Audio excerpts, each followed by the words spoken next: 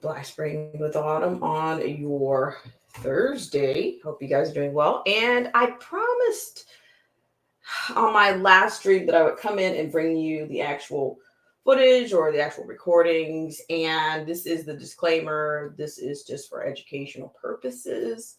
If you're able to tune in, this is this is strictly for educational purposes, and I'm sharing those perspectives with you. I'll be bringing some footage to you from Forbes. I meant to get it out last night, but things wrapped up a little sooner than I expected.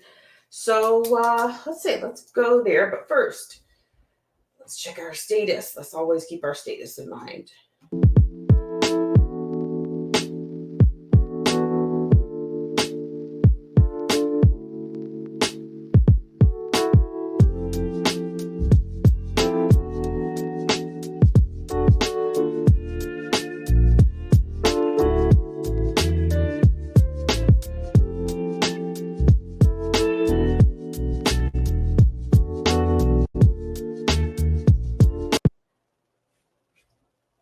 Okay. Well, thank you guys so much for tuning in to this segment of Black Spring with Autumn. Hope you guys are doing well. So first, we're going to start out in Chicago. We're going to start out with Mayor Brandon Johnson and the City Council meeting from last night. And I'm going to have you tune into a few of these, just a few speakers. They were like three speakers. Of course, these speeches are capped for the lack of a better word, at 3 minutes. So that's what you could expect, okay? So that's where we're going to go first. All right, hope you guys are doing well out there.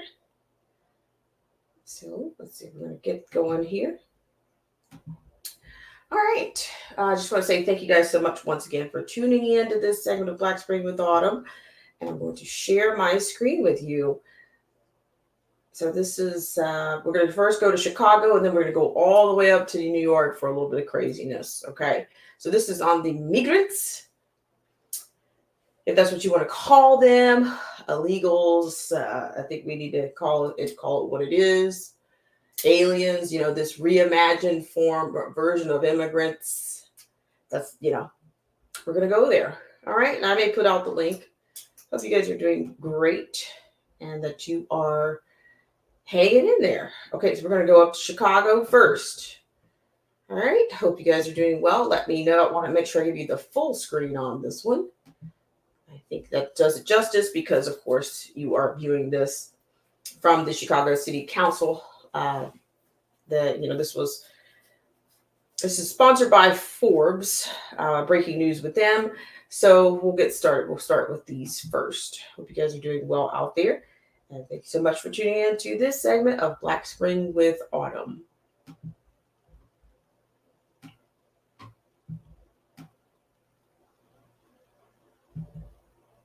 The ordinance. And in closing, I want to point out that in the last. Uh-oh. Sorry about that. I had it all set, but I made a mistake. Okay.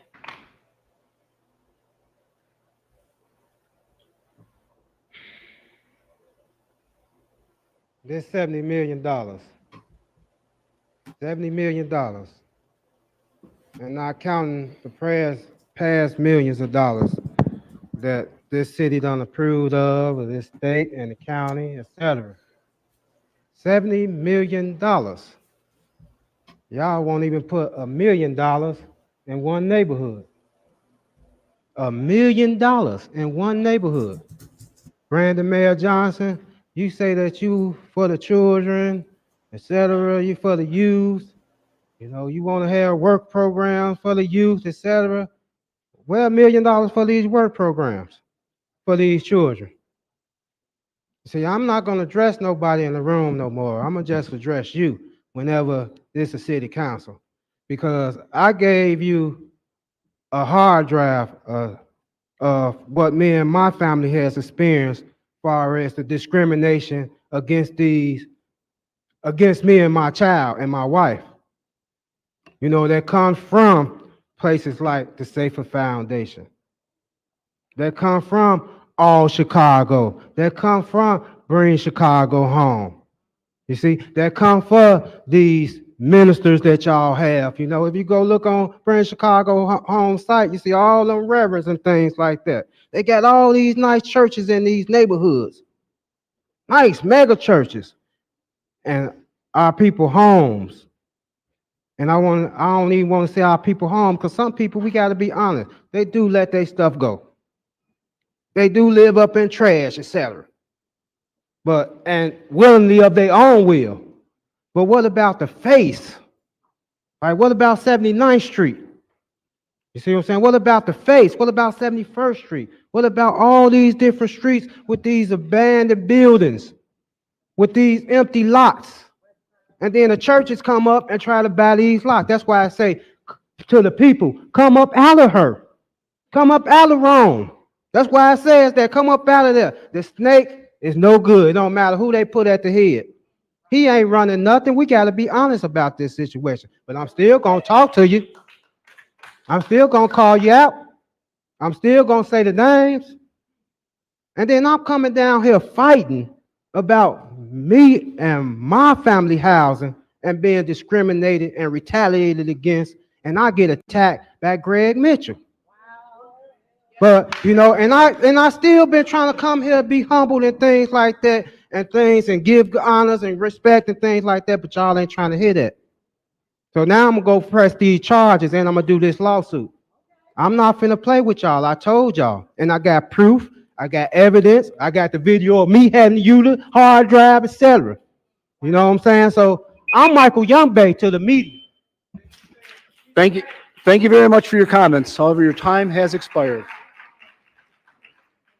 Our next speaker is Kirby Kalin.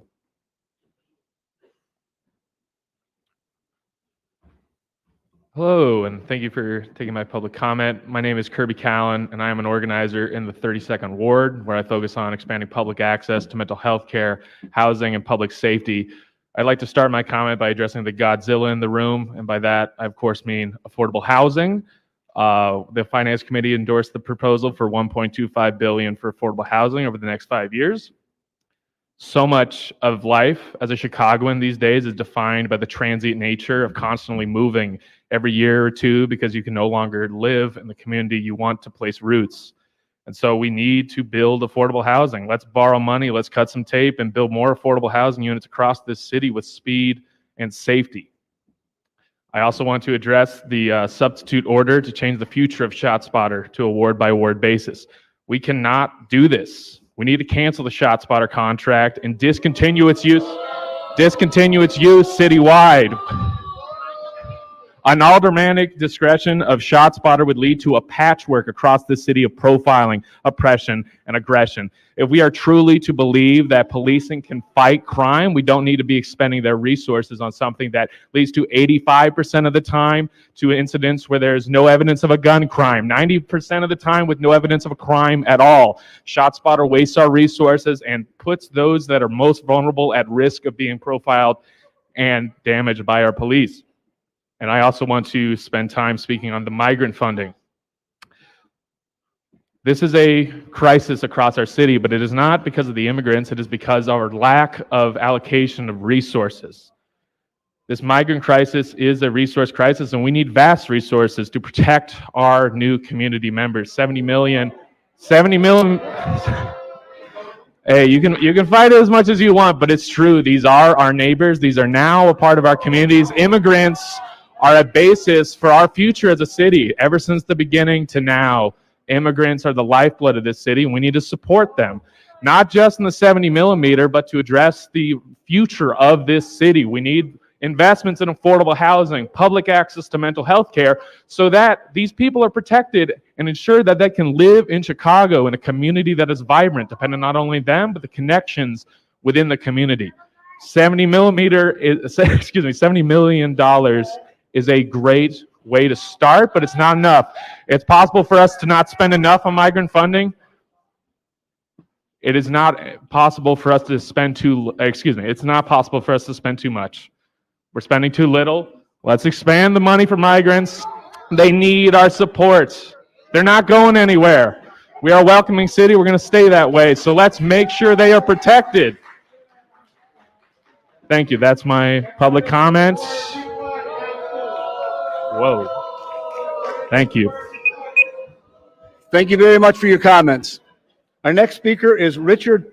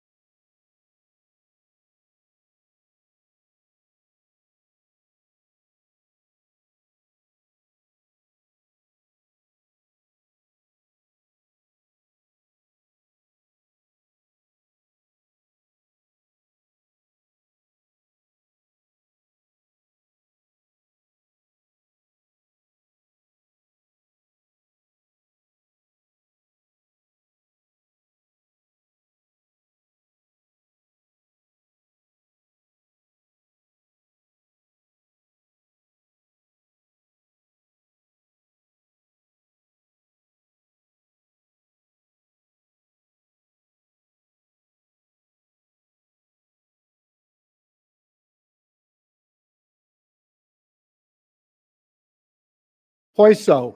Before our next speaker,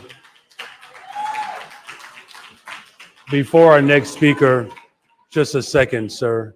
Before our next speaker, I would respectfully ask yet again that those that are participating in democracy allow our speakers to finish their presentation. If you cannot adhere to that expectation, I'm going to ask that our Sergeant at Arms remove you. Give our speakers the respect that they deserve. They're 3 minutes. You may commence, sir. Good afternoon, Mayor. Good afternoon. Good afternoon, everybody here. My name is Richard. Last name is Paso. I'm a store manager at an automotive facility here in Chicago. I'm a native to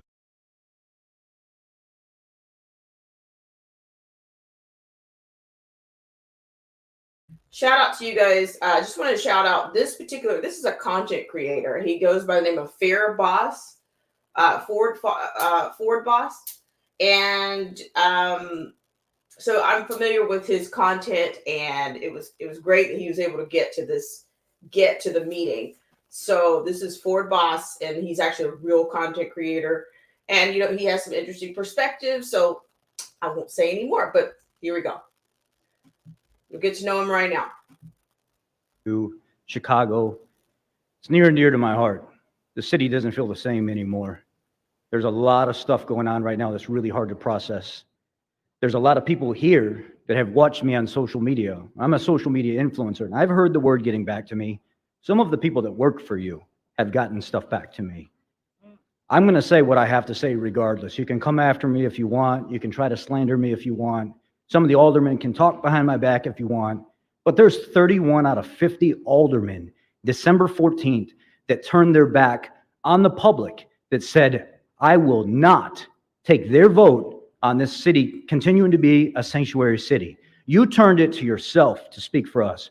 You turned it to yourself to speak for the public.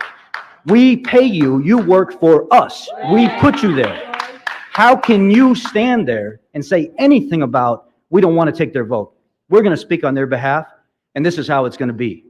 It shouldn't work that way. Any politician that feels like they deserve that type of control over people, they don't deserve to be politicians. They don't deserve to be in the spot that they're in. Second of all, I'm a veteran. I served 15 months in a war zone for this country where I got hurt. Yes, the VA does take care of me. But every year I'm hearing, let's take away, let's take away, let's take away, let's give back, let's take away, let's give back. But we have immigrants that serve with us, that put their life on the line, that are still fighting for citizenship, that are in the military, that deserve all the respect in the world, and they don't get it. They come back, they're still fighting for citizenship. Some of them don't get it, they get deported. These are people that put their life on the line for this country, for all of you to have the freedom and the jobs that you have, and they don't get the respect to have somebody care for them and help them through the process. But all of you guys out here will vote for people that are complete aliens to this country, that have nothing. Tren de Agua, Venezuela, anything coming from the Dominican, not Dominican, Honduras, All these people are coming here. They've cleared out these prisons years ago. And they're sending all these people here. They don't want them there. They don't serve them a purpose. They're showing up here in New York, in Chicago, attacking people in the streets. The police are fighting with them in the shelters that you guys are funding. You guys think it's a great idea, but yet your police officers are getting attacked. Your public's getting attacked. You're putting our lives at risk by doing what you're doing, and none of you care about it because the mighty dollar sits on top. And as long as somebody's in your pocket that you're working with, you're okay with doing it. You don't care about the citizens. At some point in time, there's going to be an answering for this. What it is, I don't know. But it doesn't look good. And I don't respect most of the people that are in here because you turned your back on the citizens and you said your voice doesn't matter. Hey, what's Ultima? The daily replenisher with 6.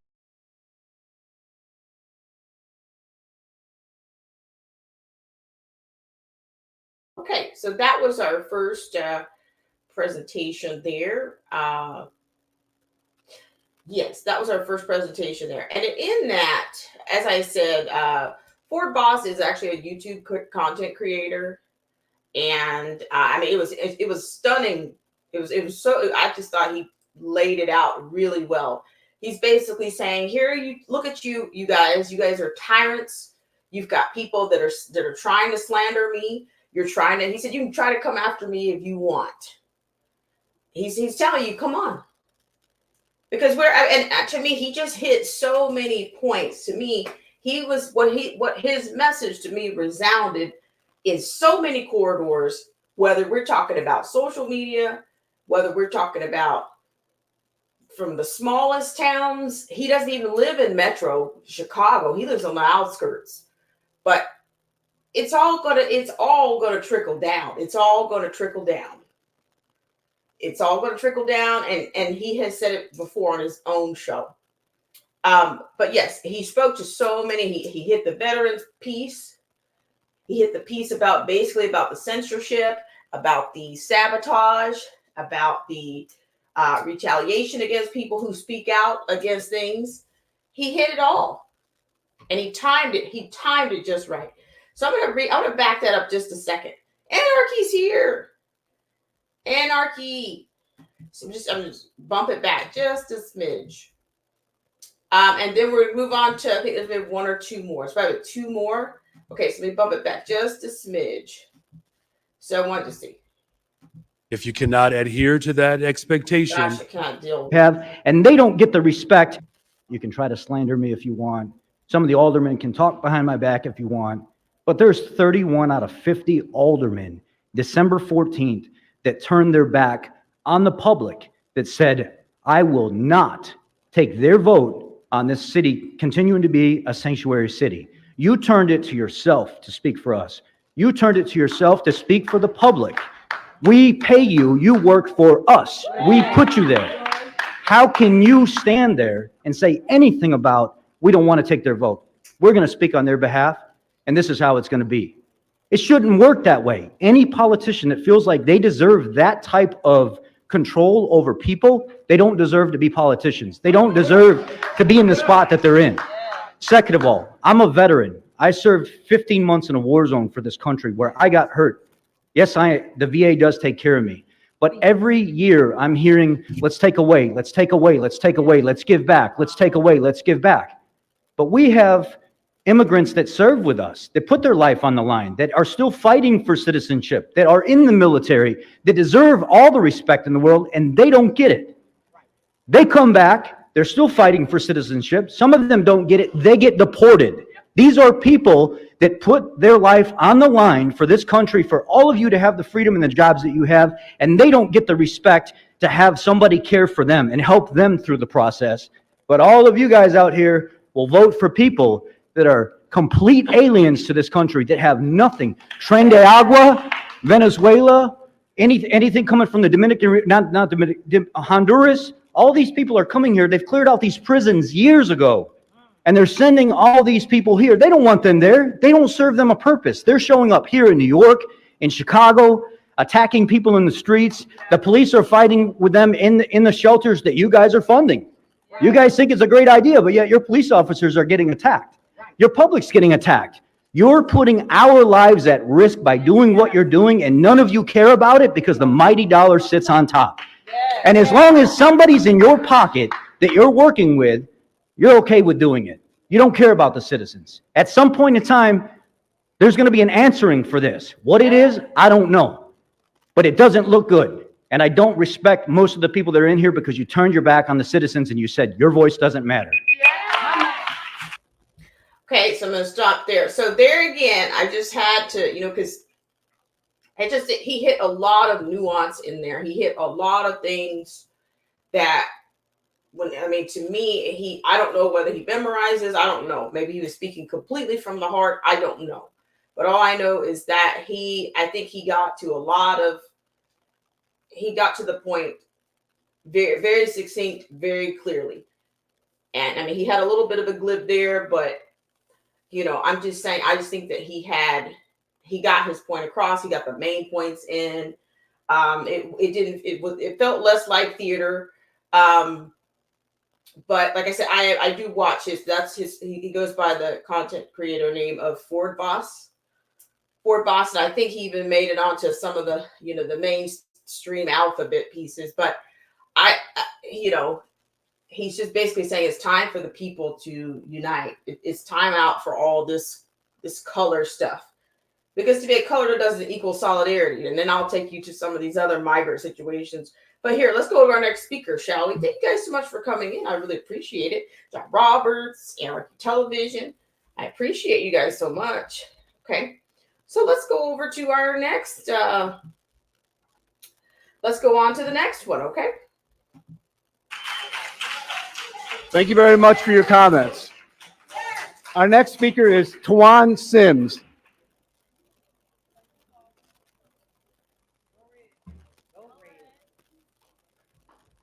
This is one I'm going to bump through just a little bit because to me, I'll keep this one. The homeless. Let's 37th Ward. Before our very important FBC. Yikes. Hold on. Okay, hold on. Of Black Chicago on behalf of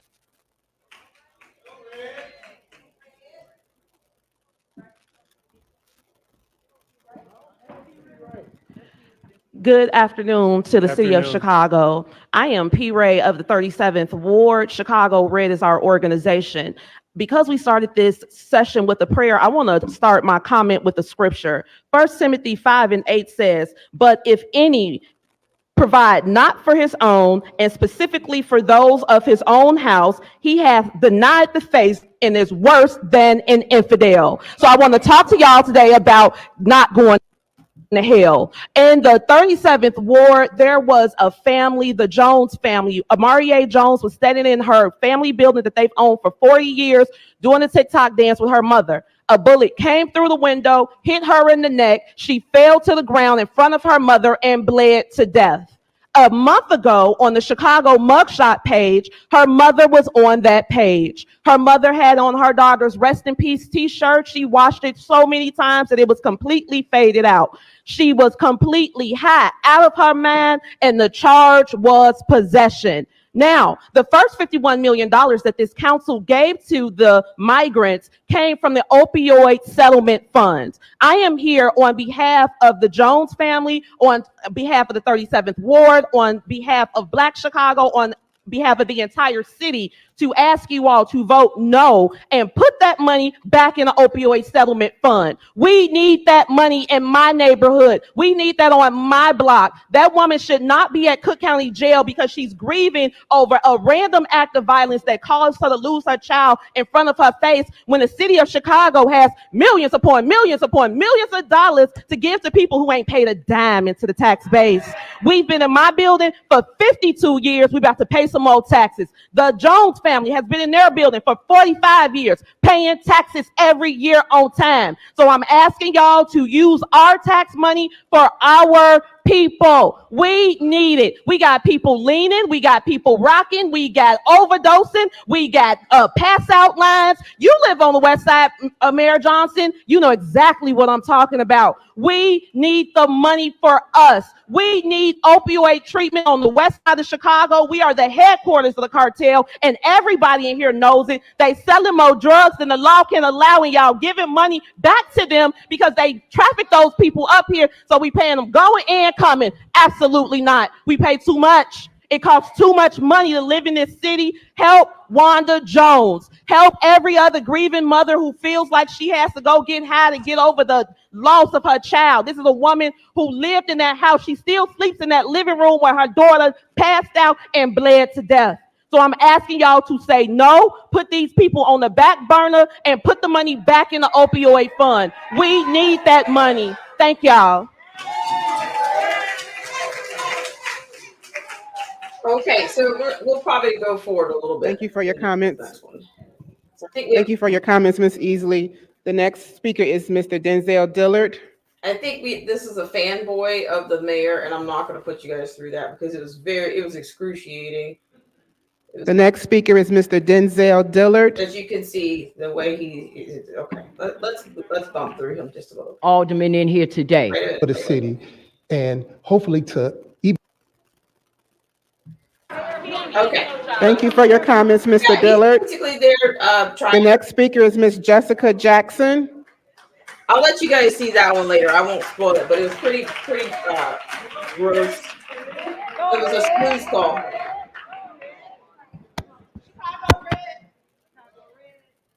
Now, this lady has spoken to address these people before, redress them before. So Christmas is coming early this year. We're going to check that list when it go up on that wall for voting, and we're going to check it twice. And we're going to find out who's been naughty or nice based on how y'all vote. And we're going to start it off with Maria Haddon. Yeah. Chicago and some communities so angry? Why is all this kind of anti-immigrant sentiment coming up?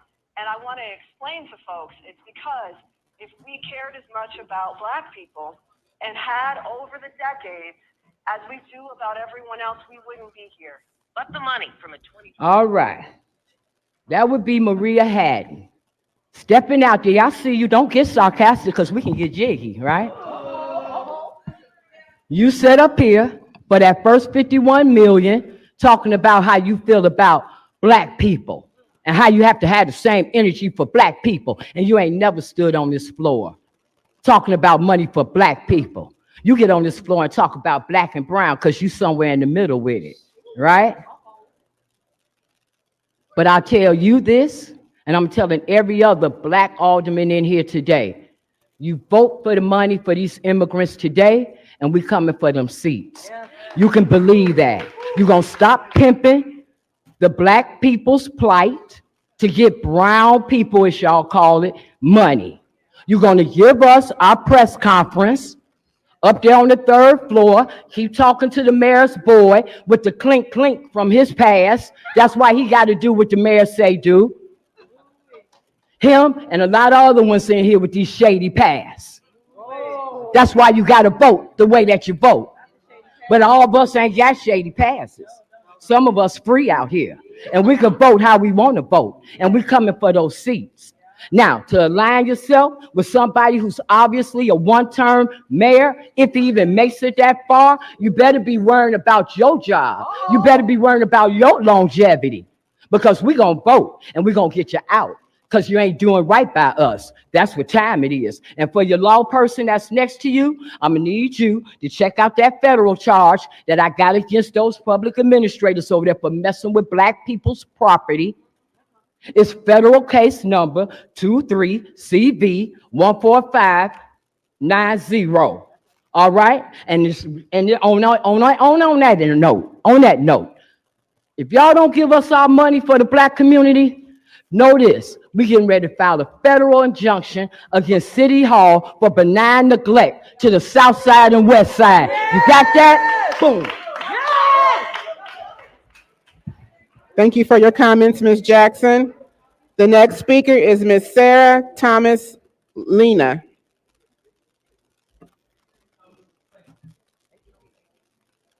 Okay, I stand corrected. Okay, so right, so the lady that you heard just now, she's redressed, the council before, and I think she kind of, she got a little bit of a swell when she did the first redress at a city council meeting.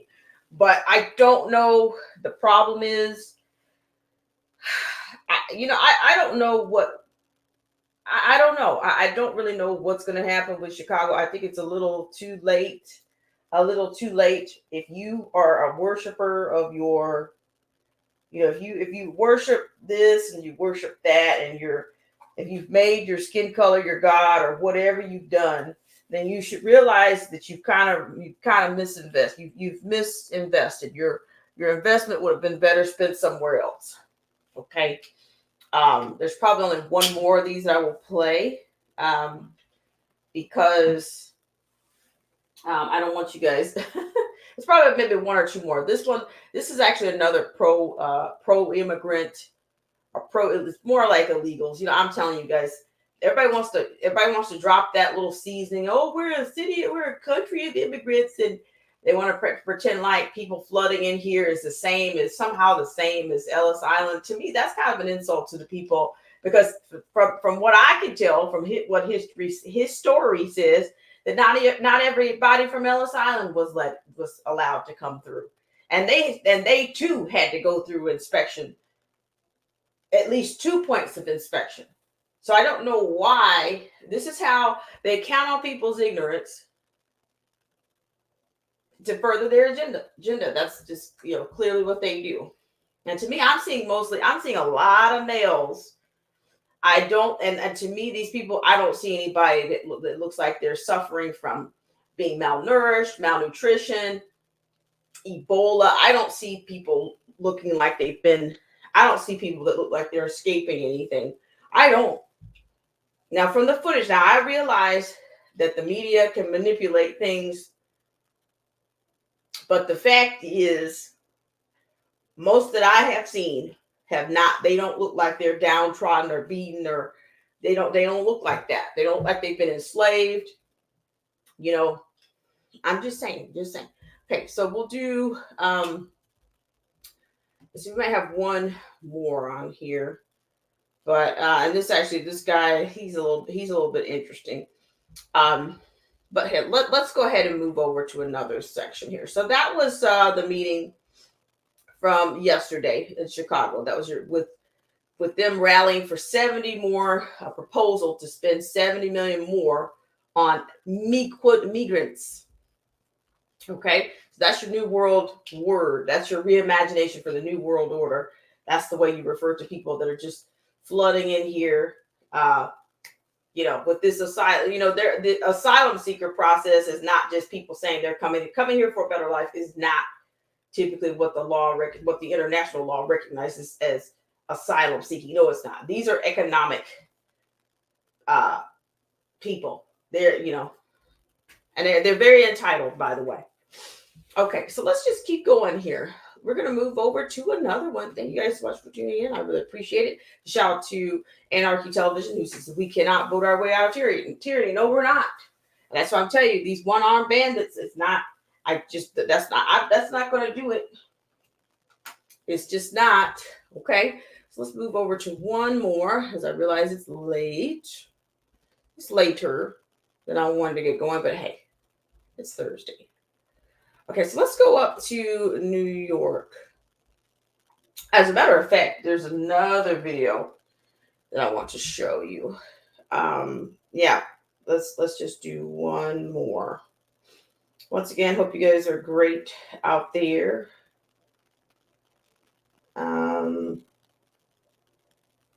Yeah, and then I did put the People's Pendulum out there. If you have a second and you want to drop in, if you have something to add, or if there's something you'd like to say, then you're welcome to drop in, okay?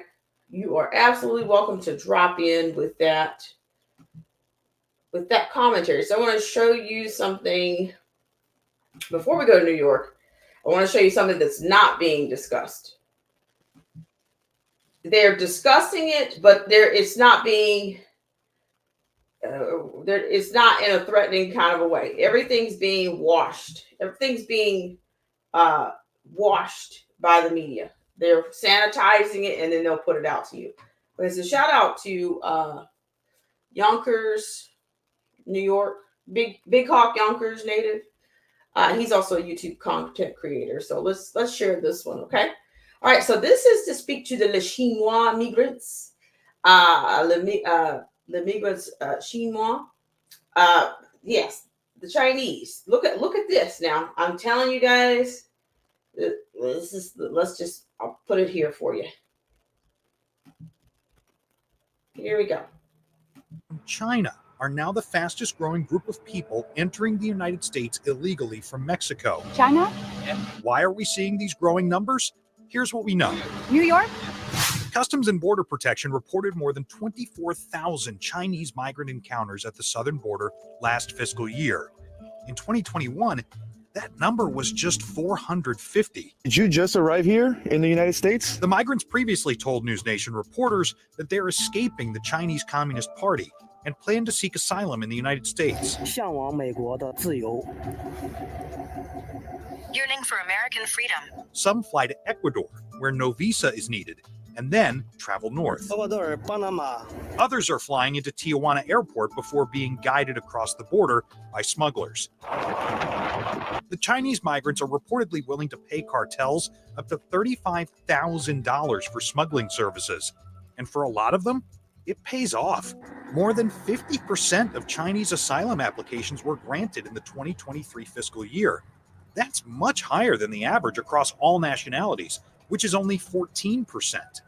So why are these migrants seeking asylum instead of trying to enter the U.S. legally with a visa? One possible reason is that the United States tightened visa restrictions for people from China over the last several years. In 2016, the U.S. issued 2.2 million temporary visas. In 2022, that number dropped to just 160,000. They've always consistently had high numbers of asylum seekers.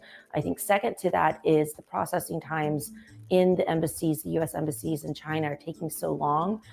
Also, it's getting harder for a lot of them to maybe get tourist visas. So some of those folks may have come here as students, tourists, everything like that before, and then ultimately decide, hey, I can't return to my country and seek asylum that way, versus now they can't even get into the US that way. So maybe they're taking this very desperate measure to do the journey even from China. Social media has also likely played a role in the border crossings, allowing potential migrants to better understand the process and see what the journey is like to enter the United States. ¿Cuántas familias están aquí?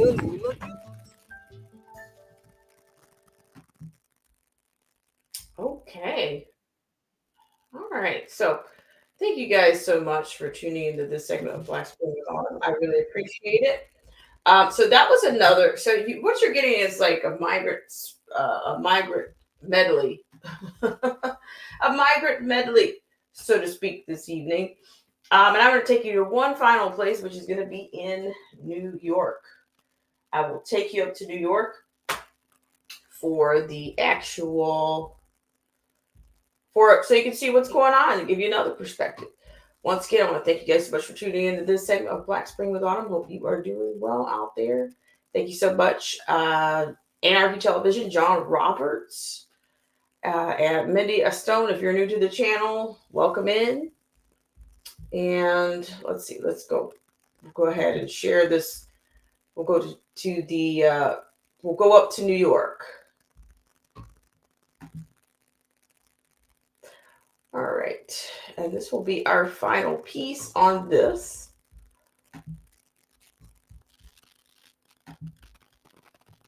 Involves a disproportionate number of and tell us they feel their quest for the American dream involves we've heard young African migrant men tell us they feel their quest for the American dream involves a disproportionate number of twists and turns. They want the city and the country to know they are just as deserving as migrants who came before them. I was thinking if I came here, it will be all right for me. But it's not easy. 18-year-old AB, born in the West African country of Guinea, joining more than 1,000 other young African migrants in City Hall Park Tuesday. Their goal, to use Tuesday's City Council hearing on the African migrant experience to raise awareness to a sentiment we've heard repeatedly in our recent reporting, that as African single adult migrants, they often feel neglected and powerless to secure stable housing or legal employment. Everywhere I go, I did the interview. After I finished, they asked me for working permit. How do you eat every day? Sometimes I didn't eat, sometimes. And when I talk to them, they say, I'm able-bodied. I don't want to stay in these shelters. I want to be able to take care of myself. As Africans, as Muslims, we love our dignity. When do you do the application for the asylum? You have to wait 150 days to be able to apply for the working permit. So it's too long for them. Asitan Makaji is an outreach worker for African Communities Together. She says the African migrant experience is often unique and not in a good way. They're facing a lot of things in the shelter, racism, and that's why we are here today. We are fighting for their cause. I'm guessing that when you take a look out into this crowd and see these young faces, you see yourself when you were a young man. Big time. I came when I was 22, not speaking any English at all. Alpha Kasogi says after earning a GED, bachelor's degree, and an MBA, he gave up a career in banking to work in social services in order to help his people, adding it was an easy decision. We're here to work. We want to work. Take care of our family, take care of ourselves, pay taxes, of course, and have a better life, as promised by the United States itself. If I can make it, they can make it. They just need an opportunity to do so. It's important to note that an asylum seeker's 150-day wait time for work authorization is a federal policy. City and state officials continue to call for a reduction in that timeline, and there's at least one piece of proposed federal legislation that would reduce it down to 30 days. At City Hall, Jay Dow, Pix 11 News. Stop. Okay. So there's that one. Let's see. Mindy Estone says, long time no see, lots of live interferences. Okay, well, I'm glad that you're well and that you could join us. Okay, so that was the first one, and then you had literally another set of migrants. Actually, in city council, inside the city council. So I think maybe this is a similar one.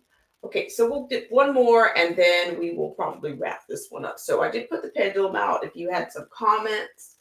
I'm just telling you guys, it just seems like we're just this is like a pot right now that's kind of simmering. It's a pot.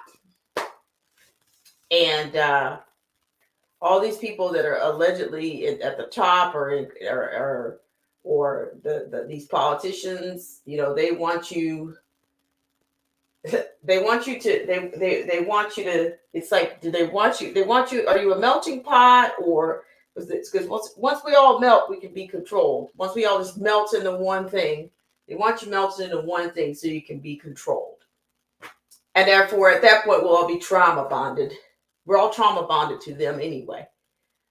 So I told you guys, the color of bipartisanship is purple. The color purple. It is. Okay, it is one of the most overly used words by every Speaker of the House that I've ever, for my observation. Even with this press secretary, Pete Buttigieg, he even used the word purple when he talked about the Baltimore, the bridge collapse, the Francis Scott Key Bridge. So they want to see bipartisanship. All of a sudden these people know what we need. Void's here. How are you, Void? Thank you so much for coming in. Okay, so let's have a listen at this one, and then we will wrap it up. Thanks so much for tuning in.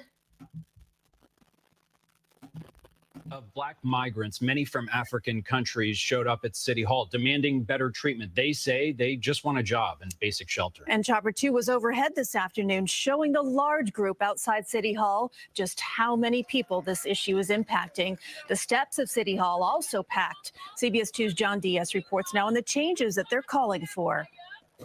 Every migrant we spoke with has something in common. They want to work. Right now, they're trying to cut through all the red tape that's stopping them, asking local leaders to put pressure on Washington, D.C. to make a change. As dozens rallied on the steps outside City Hall and hundreds showed up in support nearby inside the council chambers, tears were shed for all Black migrants impacted by what advocates are calling unfair treatment. They are here to show you that they belong and that they are here and that they should not be erased. Please listen to them. Tuesday, City Council members held its first hearing to learn more about the experiences Black migrants have been going through in New York. Black migrants have reported verbal and physical abuse due to the color of their skin. Federal immigration laws are either slowing down the process for these migrants to get working permits, or depending on what country they come from, it makes them ineligible. But when they give our work permits, we can work and take care of ourselves. Governor Kathy Hochul has tried to speed along the process. These migrants are also up in arms over language access barriers and temporary shelters, saying 30 days isn't long enough. This mother and her 2 kids have been staying at the Humanitarian Relief Center at Floyd Bennett Field, but she says the city should be providing more assistance. What I expect to have like a help from American people, I did not see that. The Relief Center continues to be a point of contention for Republican Councilmember Vicky Palladino, who says the city is already giving the migrants too much. This is absolute insanity at its finest. And most migrants we saw out here today were young men, but also we saw some families, including children and even some infants. From City Hall, John Diaz, CBS 2 News. All right, guys. So I just want to thank you guys so much for tuning in to this segment of Black Spring with Autumn. I do have a comment coming in from Mindy Stone. She says, trouble with simmering pots. They either burn dry or boil over. Neither outcome is not good for the American people. Plus, no, it's not. And the thing about it is they're using their typical, they've already come in and given these people the same buzzwords and code words. They've already been indoctrinated. And see, to me, this is also where the people should be concerned. Yeah, but here's my concern. If these people don't get their way, because of it, believe me, I don't care what anybody says. If you're one of these, if you're worshiping your skin color and you think that a skin color actually equals solidarity, well, sorry, you're sadly mistaken. I'm beginning to wonder if these people that are flooding this country right now, if they don't get what they want, is the UN going to somehow enter? Because everybody needs to realize that the UN, the U.S. kind of helped. The U.S. kind of gave them their namesake back in the day when it was founded. So the last time they pulled the race card, you had people saying they were to write to the UN about things that were affecting Black people. I think I'm not sure if it was on police brutality or if it was past St. Floyd or all this stuff around that time. But I'm beginning to wonder if this is not also, if any type of civil unrest occurs between now and this election process, is the UN going to somehow going to try to come in and try to make the people comply with, will we somehow be under an international type of martial law, which will either disarm us, or will it, or will these people just be, what do they call them, the blue hats? Will they just end up being on our streets?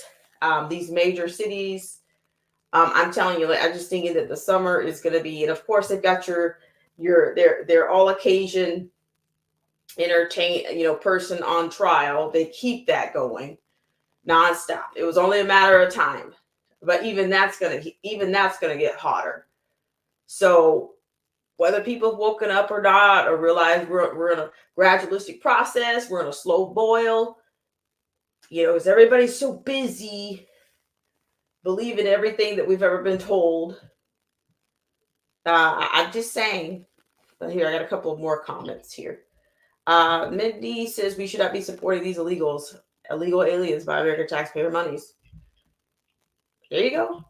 So I'm telling you, like, some of these people are very, like, I have plenty of international experience and I have plenty of experience working with internationals. They are very entitled, even just when they come through the country. I can say I've seen people be from some of these West African countries, and these people run around here talking about all this and women's rights. I'm telling you, if people get loose in this country from some of these places where they don't share any values with us, you're going to be in a hell of a lot of mess. As I'm telling you, many of them do not respect a lot of these men. They have no respect for women whatsoever. They will basically tell you what you're going to do for them. Even if if there's a job you're actually doing for them, they're completely disrespectful. So, and they're very aggressive. Not only are the men aggressive, the women are as well.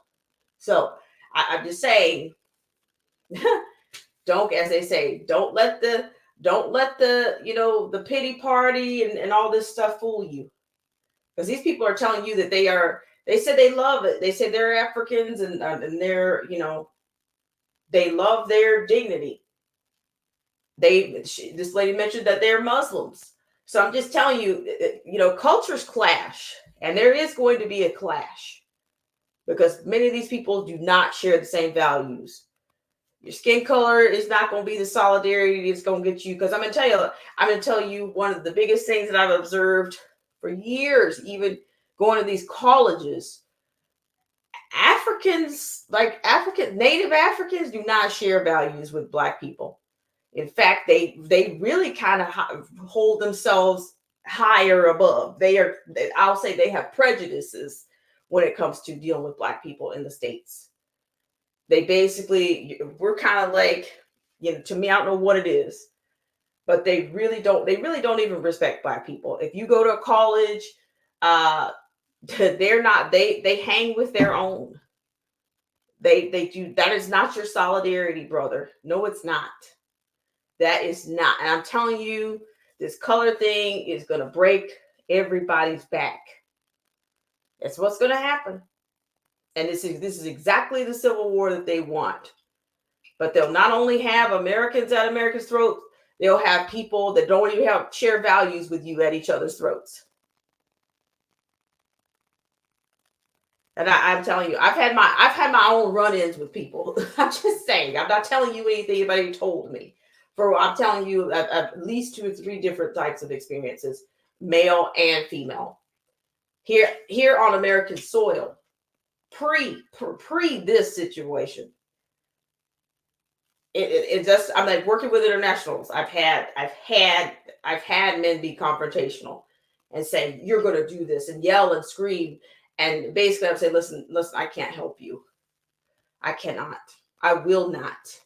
And they will just keep coming at you. They're like, I'm telling you, completely aggressive. If you get somebody from West Africa on your trail, you're pretty much, and you happen to be a woman, you better hope there's somebody else around. Or I'm just telling you, I'm saying it's not going to be, oh, thank you, American. No. It's going to be, give me what I want. You should be giving me what I want. Why aren't you giving me what I want? And it's going to be in your face. So I'm just saying, I just feel like this is what we're coming to. People are going to end up in the streets in a few minutes, very, very quickly, because this thing is already running hot. Just because of the values. We do not share values. We don't share cultures. We don't. I do, I'm just saying, and of course we have men in this country. We have people that don't have any that don't have any respect at all. A lot of times we don't even know what we're looking at, what we're listening to, but we know it's not respectful. We know it's not the pleasantries. It's not manners. It's not respect. And we get that from American to American every day. But I'm telling you, when it's coming from somebody from another place, they take no prisoners. They are coming for you. They are not, and they will not back down. So that's why I'm saying I just don't know what's in store, but it's not going to be good. Not good at all. Let me just read this. Anarchy had a great comment. Let's see. So yeah, well, it's so funny all this stuff is going on. This was our, what was it? Monday was the 15th, I believe. Yeah. It's like you better hurry to pay your taxes so we can keep sending money and funding multiple conflicts and both sides. And I'm telling you.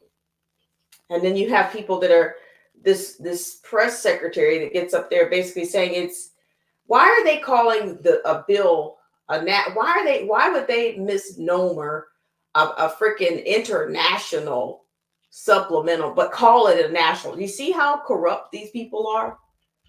And then they throw it around this word democracy. It's like I don't want to hear it because your democracy is disingenuous. I don't know what your definition of democracy is. So that's in the that's relative to who you're talking to. And that's why, to me, they should stop using that word. They really should. Okay, so Mindy says Biden just signed the WHO treaty through the UN. We're in for a long, long summer. Hot in more ways. Yeah, yes. I'm not sure. Is Mindy, is it the treaty, the one in which that they're going to handle the next demic? Is that the one? Because I think they're revving up that H5N1 right now. I think that's getting revved up. So I'm telling you, things are going to get really interesting. Not in a good way.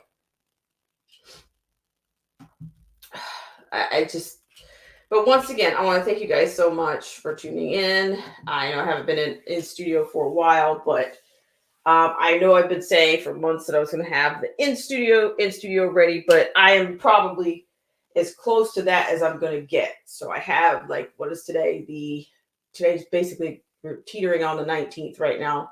Simone Watchman is here. Thank you so much, Simone Watchman, for coming in.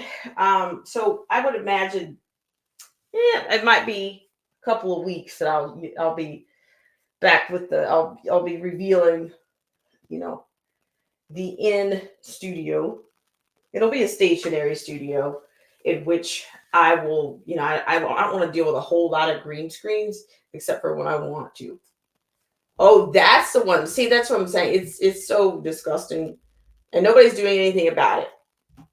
Like I said, a lot of these people online, all they care about are their numbers, their likes, and their favorite team.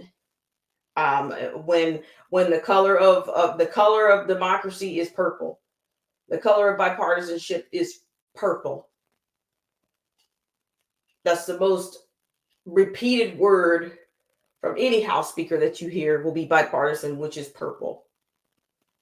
So, and the joke is on us is basically what that means. We've talked about it before. We've talked a little bit about, lyrics and things from Prince and, yeah, but to me, the purple rain doesn't just stop. It's not just a Democrat, Republican, because red and blue make purple. That's a primary school lesson. One of the first ones that you learn when you're playing with crayons. Okay. But then to me, it's also, just look at all your commercial, all your big pharma commercials, dripping in purple, Wayfair, dripping in purple, purple ties everywhere with these ABC networks. But even I think it's also an international bipartisanship as well. That's the joke's on us is what it means. Okay. And by the time they reveal it, they want you to have the illusion that there's actually, I'm just telling you, all these things are just looking so scripted to me. Yeah, scripted everything. And then I cannot stand little kabuki theaters with the Jim Jordans and the MTGs and I'm just, God, what is actually getting done? What is getting done? Anarchy. Very, very true. Excellent. He says from back in the old days, the color purple symbolized royalty. Well, you guys realize that movie, based on what was the Alice Walker book, The Color Purple, they released that on December 25th, 2023. So it was like, to me, there was so much wicked stuff that was going on. It's just like they've hijacked anything that's they like the 25th, they were basically The Color Purple, was that released 25th, something like that. Something else was released. I'm just telling you, so there's some dark things that I think that are associated with a lot of this stuff. And of course, Oprah Winfrey, you see a lot of people wearing this. I've seen more purple than I ever wanted to see in my life. I will tell you, I will say my employer, the first time I ever saw that color enter the workforce, enter corporate America, I knew what it was right away. In the OC, so there's only so many people you could talk to, but that color to me was the merging of, it was NWO all along. And that meant that the U.S. was complicit. They've signed on. The Samoa Watchman says the red and blue or yellow bellies. We are in for the green. We are in it for the green. Exactly. So yeah, but I'm just saying this summer is definitely going to be. I remember I had that little overcast summer of descent back in. See, guys, I'm telling you, and this is for the algorithm if you're listening. I say this all the time. Shout out to the class of CV19 because no, we weren't just trauma bonded by the CV19. There were lots of discernment gained and lots of perspectives that were gained. That there were some blessings in there.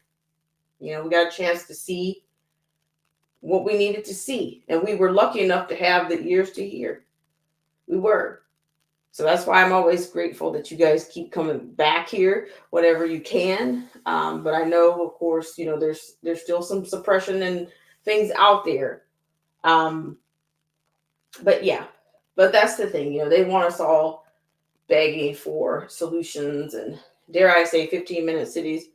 I see, this is what I was beginning to wonder if they weren't setting up some of these infrastructure deals. Are those going to be the candidates? But they've already pre-selected a lot of smart cities. The WEF has a document on that. I think Los Angeles is one. I think Chicago is one. Of course, New York City is one. But there's several. Of course, internationally, there's even more cities. I think there's, dare I say, 36 cities. Let's see. And then I'm going to get out of here and let you guys get going because I want to get you out of here before you toast on a Friday, April 19th. So that's it. WEF Smart Cities for 2030. Smart Cities. I think I had that number. Cities of Tomorrow or what they're entitled. Okay. Let's see. But I do think, hey, now if you guys decoders out there, it might have been 36 cities. It might have been. I just, it might be. It might have been 36 cities. But there's definitely a list. Let's see. Give me two shakes here. Let's see.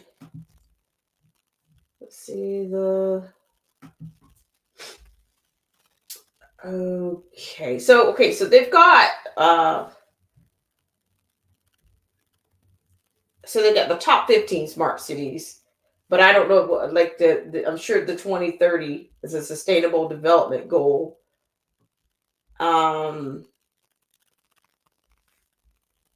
Yeah, smart city governance. Oh yeah, here it is. 36 cities chosen to chart a course towards the future. That's it. That's it. Let me share that one with you. Gosh, guys, you guys are really tapping me in. So I need some decoders out there. Decoders. Look at that. Look at it dripping in purple. Dripping in purple. 36 cities chosen to chart a course towards the future. The smartcitiesworld.net. Okay, here you go. Cookies. Okay, so the World Economic Forum has chosen the cities to pioneer a global policy roadmap developed by the G20 Smart Cities Alliance for the ethical and responsible use of data and technology. You guys, don't you love the way that sounds? But yeah, I think, look at all of this.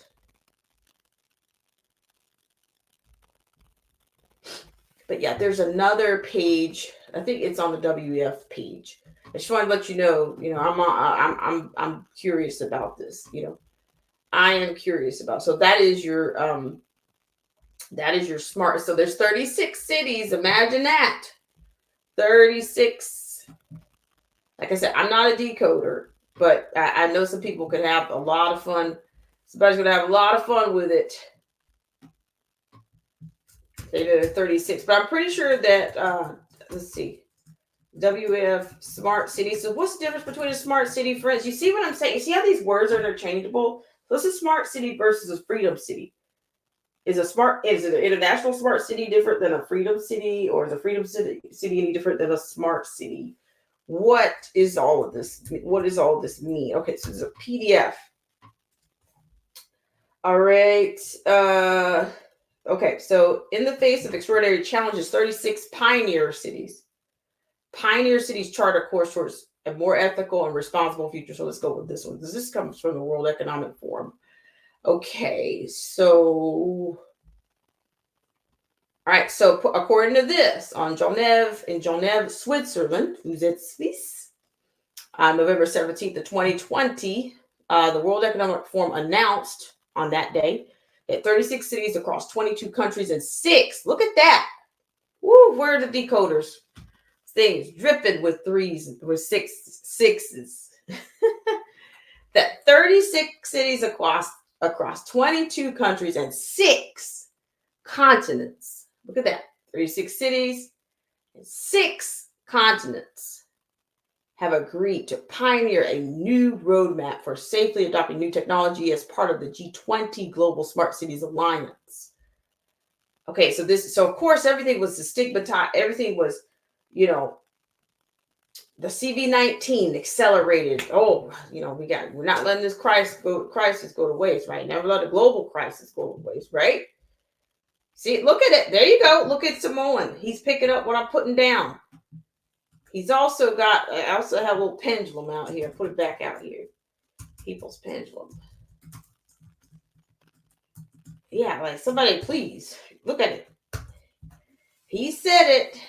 3 6s. Isn't that amazing? Okay. What do you guys think about that flood in Dubai? I'm telling you. Amazing, right? I don't know, Dubai. I haven't been to Dubai. That was one of my last trips that was on my list. But we stopped going there for a while. So yeah. Okay, so hang on just a second. Okay, so of course, let's see. I want to get you the names of the cities. So here it is. This is at the pioneer cities. So here it is. They want to kickstart adoption of the roadmap.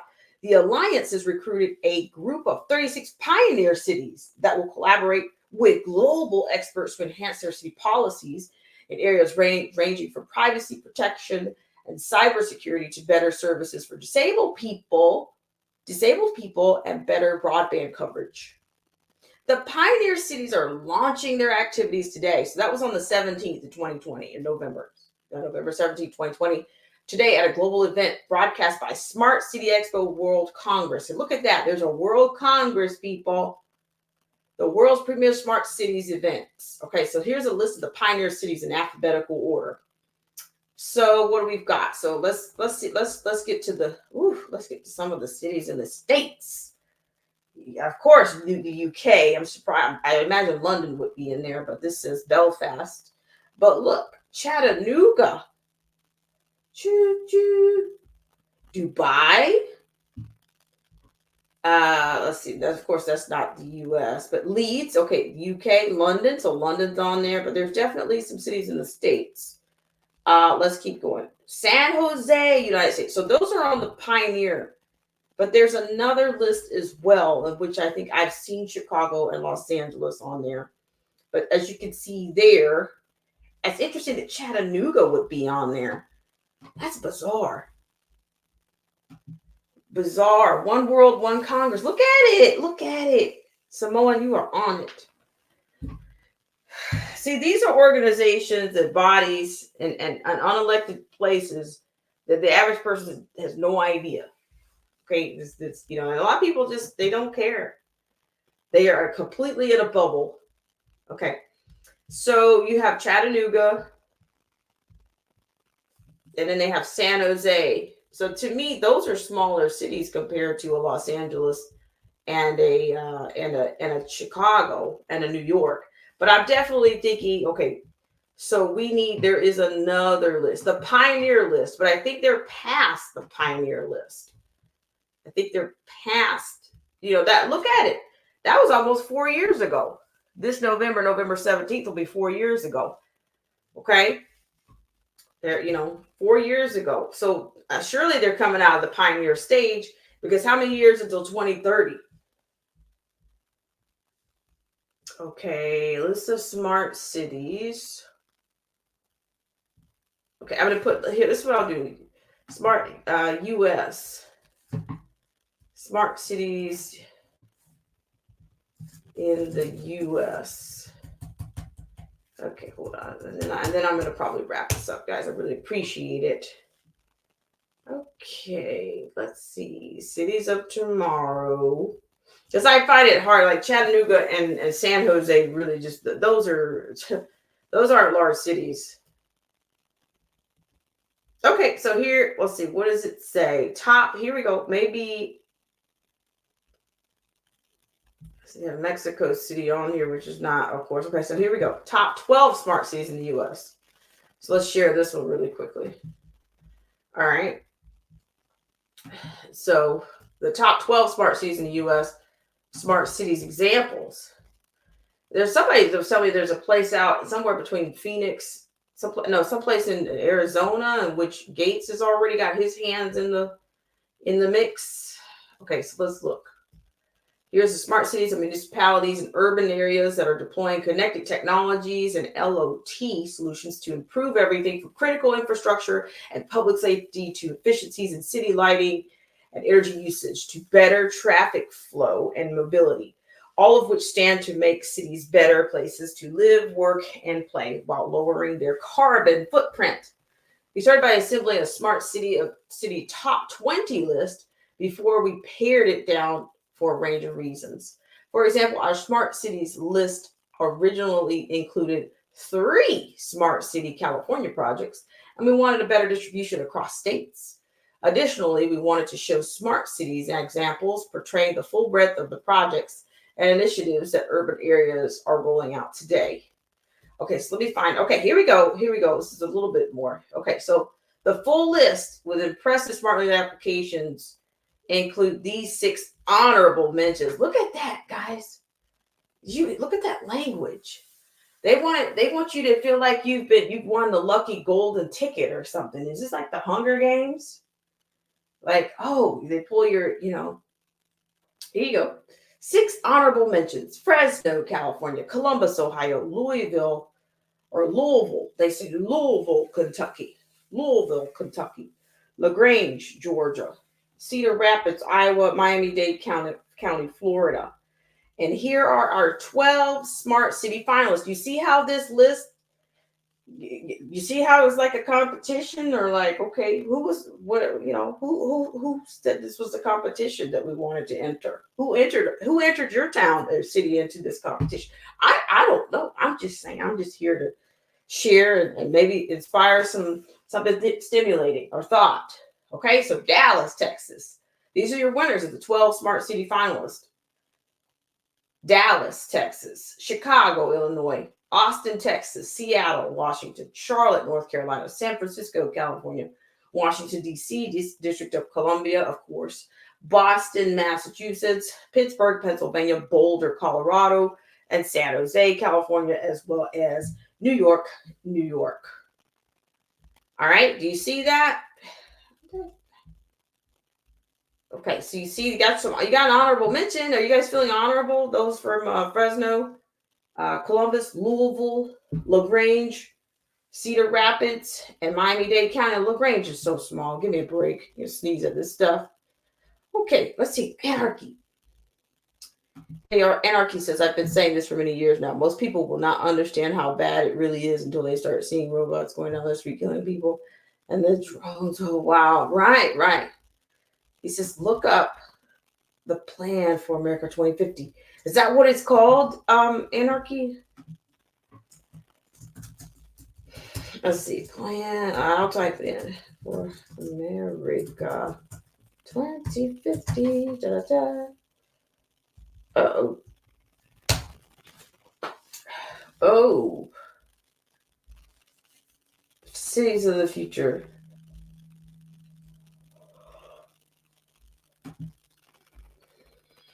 Yeah, I see how and Atlanta's on here. So this is 10 U.S. cities best prepared for our smart city future. And that's based on infrastructure. So let's look at this really quickly. Okay, so I typed in the American Plan for America 2015, and this is what kind of came out of that. But there's, I guess, infrastructure that's already in place. Here, let me back out. Yeah, let's see. Okay, so I'm not sure. So it's a national framework for prosperity, growth, and competitiveness, a world-class multimodal transportation system, protected environmental landscapes and coastal estuaries, economic and social opportunities for all members of society, globally competitive mega regions. Okay, so I'll have to dig into that a little bit. There's a prospectus there. Okay. All right, guys, I want to thank you guys so much for tuning in to this segment of Black Spring with Autumn. I really appreciate it. And I really appreciate you guys for going through some of those testimonials or through some of that mutiny in the Chicago City Hall, Council Hall. And, you know, I just think there's just not enough. I just think that they've kind of got us by the short hairs. I really do. So it's going to be kind of like, you know, survival, you know, it's rough. Let's see. Mindy Stone says all lefty cities. Surprise, disgusting, isn't it? Precisely. All right, guys. So I want to thank you guys so much again for tuning into this segment of Black Spring with Autumn. So here again, I have posted, which I will be posting this more regularly. That, of course, this was under fair use, and I was presenting this information, and which allows the use of copyrighted material without requiring permission from the rights holders. Such use includes, of course, criticism, comment, news reporting, teaching, and scholarship. So I just wanted to put that out there. This is not a monetized channel for, you know, it has never been monetized. So thank you so much, Mindy Stone. Same to you. So with that note, let's see. So of course, so I think this thing with the H5N1, and of course, was it somebody else, another content creator said that there's more that that it looks like gain of function has come up again. I'm telling you, it's like we're repeating. We are literally repeating. We're about to have some deja blue, literally deja blue. Okay, you know what I mean. The wave will be deja blue if you're looking at it that way. All right. Okay, so let's just have a quick little commercial. And I will be updating these commercials because I really appreciate you guys for coming in. Anarchy Television, Mindy Stone, John Roberts. I really appreciate you guys so much. Void was here. Thank you, Void, for coming in. All right. So let's just have one little commercial.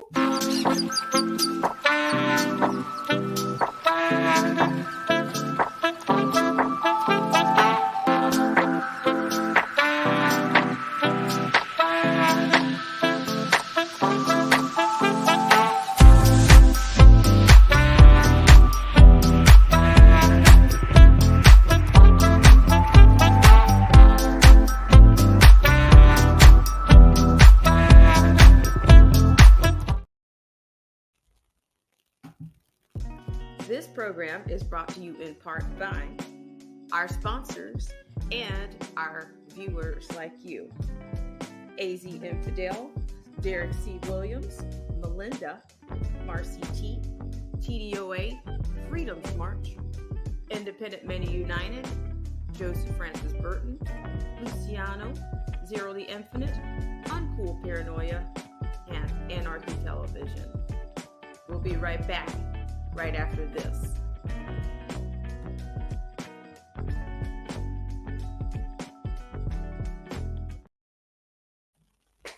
All righty, guys. Thank you so much. And I will be updating that. Okay, so let's see. We're coming up on the weekend, so there's a very good chance I will be back. All right, guys. Have a great rest of your Thursday evening and a great start to the weekend.